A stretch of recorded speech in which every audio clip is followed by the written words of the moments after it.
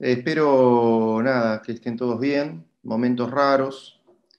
Estos son momentos que no hay otra palabra que raro. Momentos que la verdad que nadie esperaba que íbamos a vivir.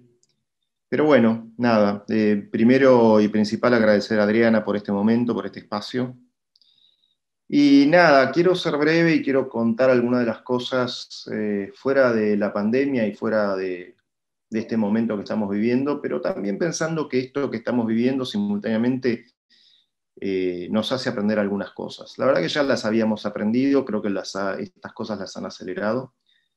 Pero bueno, yo me parece que mi idea de esto es poder contarles al menos 5 ideas que nos sirvan para pensar el marketing digital.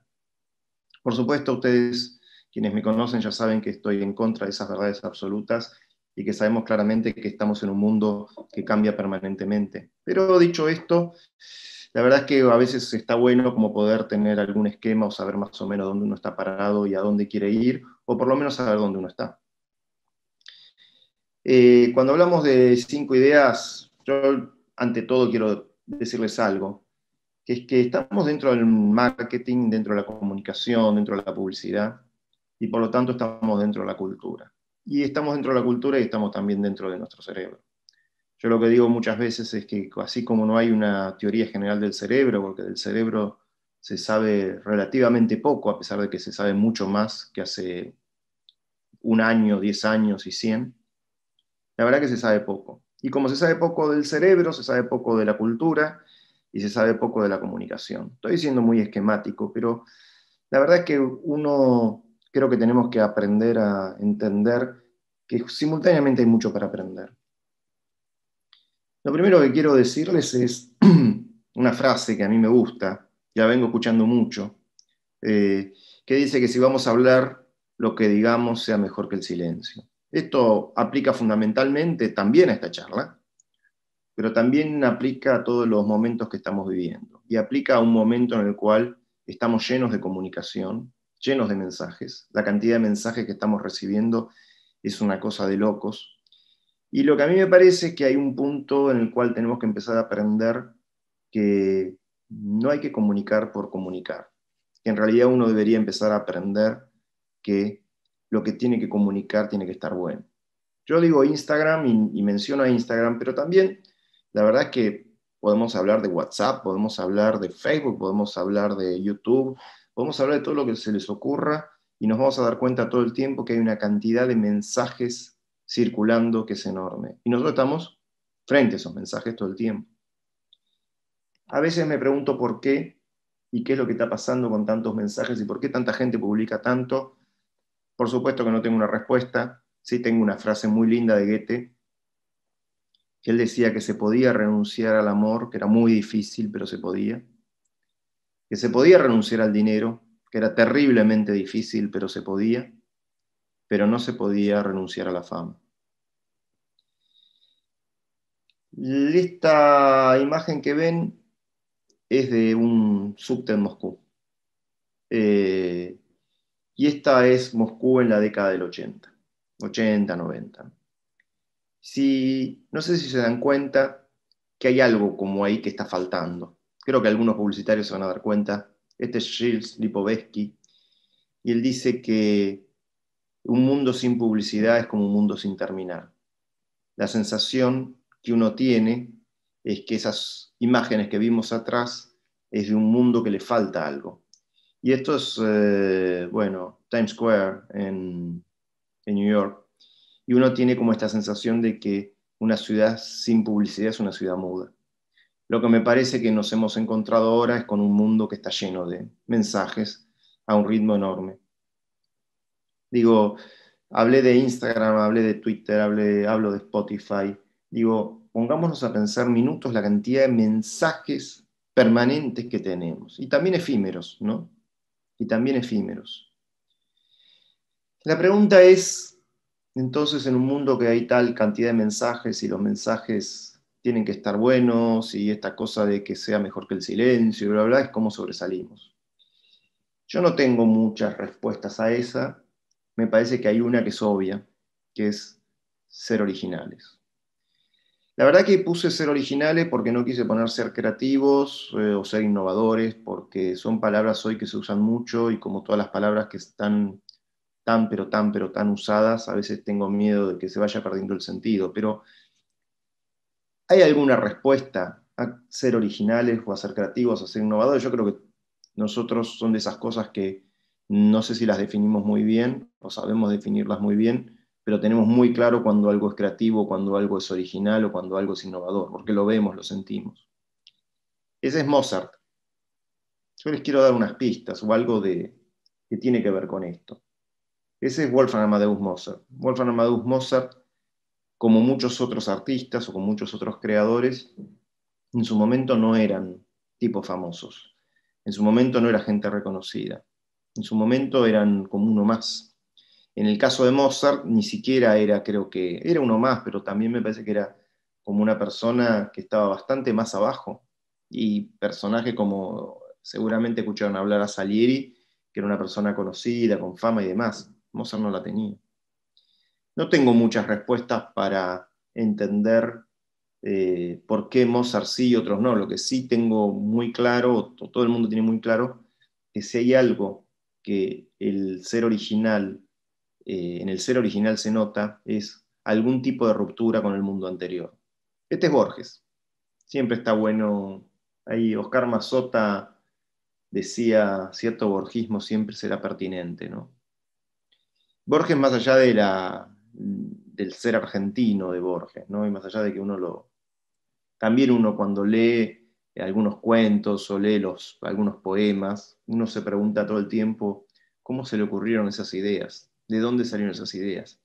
Tampoco hay mucha respuesta. Acá tengo un libro que en algún momento está bueno, Mentes Creativas, de Howard Gardner.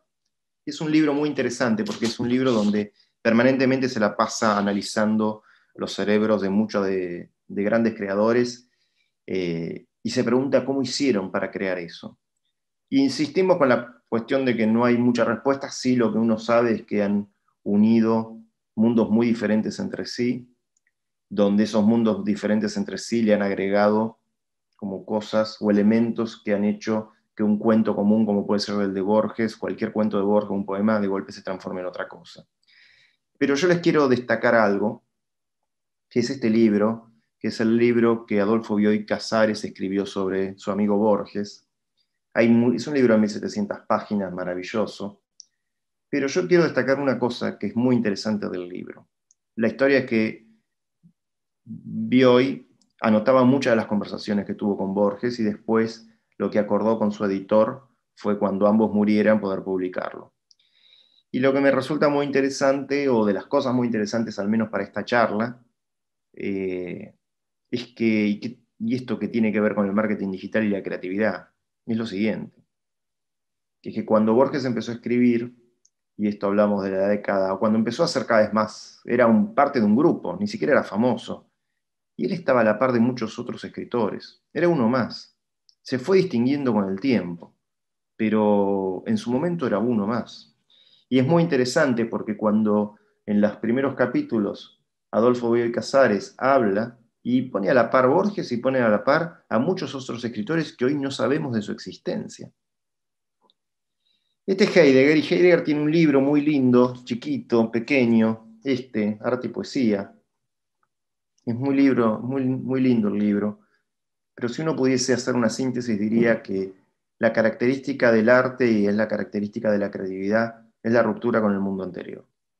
Y es la ruptura con el mundo anterior de todo punto de vista. Vamos a hablar de estética o vamos a nombrar de estética, pero lo que quiero decir con esto es que me parece que la clave, o parte de la clave de todo esto, es entender que el secreto para que tengamos éxito en muchas de las cosas que hacemos tiene que ver con ser originales. Voy a ser breve porque no tenemos tanto tiempo, pero esta es una de las primeras publicidades de Ogilvy. Esto es una publicidad de Bernd Berbach. Y también lo que salieron a hacer, digamos, después ustedes mismos podrán ubicar estas publicidades y entender qué pasó. Pero es como de golpe decían, bueno, los autos en Estados Unidos son todos grandes, los autos son todos enormes. Y decían, ah, bueno, ok, vendamos autos chicos. Y son publicidades que hicieron historia justamente por contar las cosas de otra manera. El tercer punto de este, y que también me resulta interesante, y es como algo que quiero destacar todo el tiempo, es que nosotros midamos no quiere decir que entendamos lo que estamos midiendo. Parece un tema menor, no lo es, pero este es un mundo en el cual la performance es una palabra que está en boca de todos, que todos hablamos de ella, y que la performance vive de medir, y vive de saber que medimos. Y la verdad es que, por supuesto que esto ha cambiado mucho el mundo. Este es Peter Drucker, y Peter Drucker tiene una frase que yo repito mucho: no se mejora lo que no se mide. Lo que pasa es que muchas veces medimos y no sabemos lo que estamos midiendo, y a veces tener lectura de datos no quiere decir que sabemos qué quieren decir esos datos. Esa es la frase de Peter Drucker. Y acá hay otro que es Jacques Lacan, psicoanalista francés, que también tiene otra frase extraordinaria, que dice: las computadoras piensan, pero ¿quién dijo que saben? Porque en realidad hablamos sobre el saber, y en realidad cuando empezamos a charlar sobre el cerebro, en realidad lo que nos tenemos que pensar todo el tiempo es cómo mejoramos nuestro trabajo, cómo funciona el marketing digital, y entonces cómo funcionan todas las cosas que hacemos. Yo no sé si para hablar de medir este gráfico va a alcanzar, pero nos va a dar una pista de muchas cosas. Miren, para quienes no saben, esto es un gráfico que se produjo en la Segunda Guerra. Los aviones de los aliados iban a atacar puestos alemanes y no todos volvían.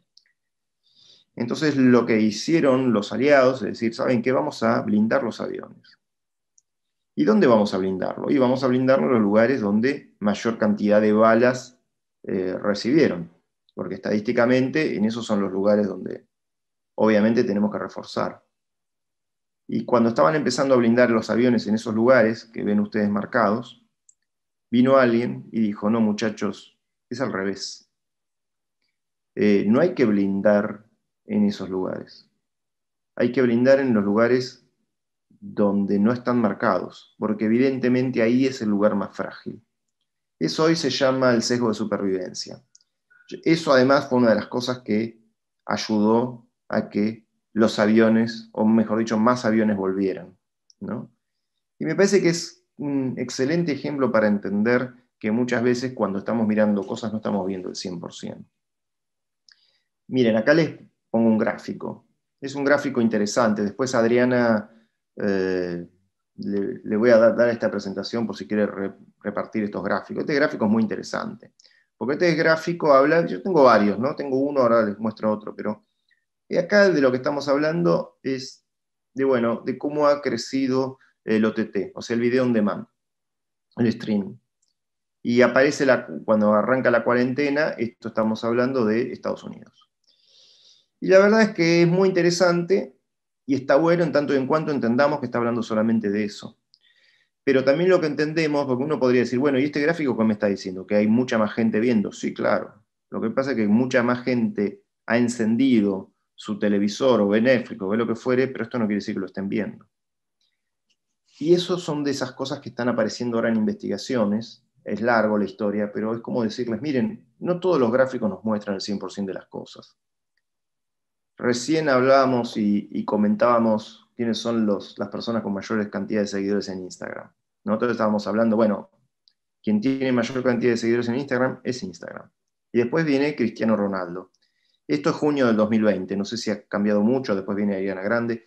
Pero lo que quiero decir también con esto es: ok, pero habla solo de Instagram. Hay muchos otros medios, hay muchas otras personas. Yo creo que cuando empezamos a ver estadísticas, tenemos que entender que las estadísticas son un recorte, y es un recorte de aquello que estamos queriendo ver. No está mal, digamos, y además esto es exacto. No quiero decir con esto que sea inexacto. Lo que quiero decir es que tenemos que poder aprender a ver los recortes y a ver cuándo es la parte, cuándo es el todo y lo que más nos interesa. El punto 4 para el marketing digital es clave. Y lo que digo acá es que lo que funciona hoy no quiere decir que funcione siempre. Esto parece ser obvio, pero no todo es obvio. Y no todo el mundo todo el tiempo, o no, y esto me incluye, uno cree que algo que hoy está, mañana va a seguir estando. Se acordarán quizás de MySpace o de Yahoo. Esta era la pantalla inicial de Yahoo. Esta fue después, pasó un tiempo, ¿no? Porque Yahoo en el inicio, vuelvo para atrás, en el inicio a nadie se le ocurrió que tenía que tener un search. Después apareció un search. Ahora, después se verá la historia, pero ¿y TikTok? No hace falta que les muestre los gráficos de crecimiento de TikTok en el mundo. Es impresionante. Pero esto, mi mensaje es, ok, pero no necesariamente esto va a seguir haciendo así y cuánto tiempo. Me parece que lo que uno tiene que empezar a aprender es que estas cosas son bastante mucho más efímeras de lo que uno cree. Y si no, miren esto. ¿Se acuerdan de Snapchat? Snapchat todavía existe, sobrevive y hasta le va bien, les diría. Esto es un gráfico que tiene, que yo lo quise recortar porque les quise mostrar qué era lo que pasaba. Snapchat, cómo creció, en el 2015 existía, el 2010, estamos hablando de las Instagram Stories y Snapchat, ¿no? Y de golpe apareció las Instagram Stories. Y Snapchat, por supuesto que todavía existe, ¿no? Y la sigue peleando, pero miren. Y uno decía, quizás en el 2016, o inclusive en el 2017, que Snapchat era lo nuevo y era invencible. Ahí está. Yo digo, ¿se puede ver estas cosas en perspectiva? Yo creo que a veces sí y a veces no. Pero por lo menos me parece que lo que tenemos que empezar a aprender, y esto es como el último punto, y me parece que el mensaje al que quiero llegar, es que los mensajes son cada vez más multidireccionales y multitemporales. Esto es Marte. Porque quería hablar de Marte, porque quería hablar de las fronteras. Ustedes saben que las fronteras, bueno, las fronteras con pasaporte, según parece, empezaron creo que después de la Primera Guerra, que antes la gente circulaba libremente. Y me parece que 100 años más tarde, 2020, lo que nos estamos dando cuenta es que a pesar de los pasaportes, se han evadido las fronteras virtuales. Es decir, nosotros desde nuestra computadora nos comunicamos, vemos, podemos hacer cualquier cosa con cualquier parte del mundo. Y yo creo que esta es la historia de la publicidad y a dónde vamos con la publicidad digital. Estoy nombrando una agencia que prácticamente ya no existe, que se llamó James Walter Thompson, después se llamó JWT, y que cuando nació la agencia, cuando empezaron, y hasta hace muy poco, producían mensajes que eran unidireccionales. Es decir, alguien hacía un mensaje, lo publicaba en algún lugar, y ese mensaje iba a parar a la gente. Con el paso del tiempo esto desapareció.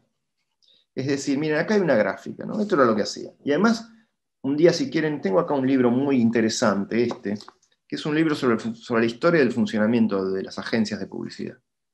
Y es muy interesante porque este hombre, Tangate, muestra claramente cómo las agencias se fueron transformando a medida que fueron cambiando los medios. Y las agencias se dieron cuenta, muy brevemente se los cuento porque nos acaba el tiempo, de que los mensajes eran unidireccionales y uno hacía algo, lo terminaba y se iba a la casa.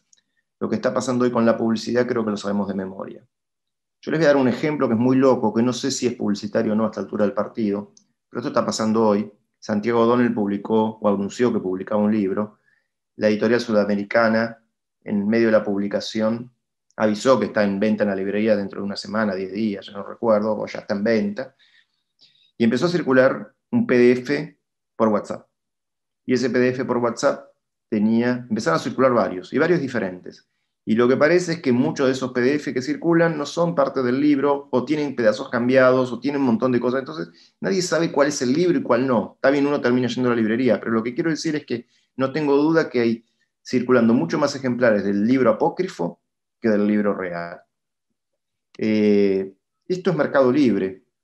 Nada, miren, un Cyber Monday, donde hay publicidad, cómo está funcionando la publicidad. Y yo creo que esta cosa de que yo les cuento sobre los pasaportes y que terminaron las fronteras, creo que se resume en un ejemplo que creo que está bueno y de esta cosa de que la historia de la publicidad muestra que esa unidireccionalidad se transformó en una bidireccionalidad, porque la gente empieza a criticar las publicidades y empieza a hablar de las publicidades, y esto a su vez en términos temporales empezó a ser muy loco, porque lo que termina ocurriendo es que además la gente empieza a comentar publicidades que están en Internet, que a su vez tienen mucho tiempo. Y todo eso ha transformado un mundo en el cual lo que es el tiempo y el espacio se ha transformado para siempre. Casi que quiero terminar con esto, que es una publicidad que publicó Cristiano Ronaldo en su página, en su Instagram, que tiene 2.200.000 me gusta. Esto salió hace 2 días. haciendo publicidad de él, de su hotel, o de un hotel que él a su vez está. Y yo lo que los invito es a que miren los comentarios. Muchísimos buenos comentarios, gente que habla de otra cosa, gente que hace clics en otras cosas, que manda invitaciones para otras cosas. Y creo que esto es un buen resumen de este mundo. Es un influencer, quizás un mega influencer, pero es un influencer al fin, eh, haciendo publicidad de un hotel que a su vez es de él, o él a su vez cobra por eso, no lo sé. Y a su vez detrás de esos mensajes hay muchísimos otros mensajes publicitarios. Este gran lío, por decirlo de alguna manera, es lo que hoy se ha transformado en la publicidad. Por eso cuando yo digo que uno tiene que publicar cosas o en su trabajo o en lo que fuere, por eso digo el primer punto que era mejorar el silencio, que tenía que ser creativo, que tenía que poder medirlo, y medirlo quiere decir saber qué medir y qué no, y simultáneamente entender de una u otra manera que nosotros estamos en un momento donde no hay fronteras, donde los públicos son enormes, donde están terriblemente fragmentados, y múltiples medios hoy pelean por un lugar en todo esto. Bueno, esto es todo lo que tenía para decir. Les agradezco mucho a todos el tiempo y que espero que sigan bien.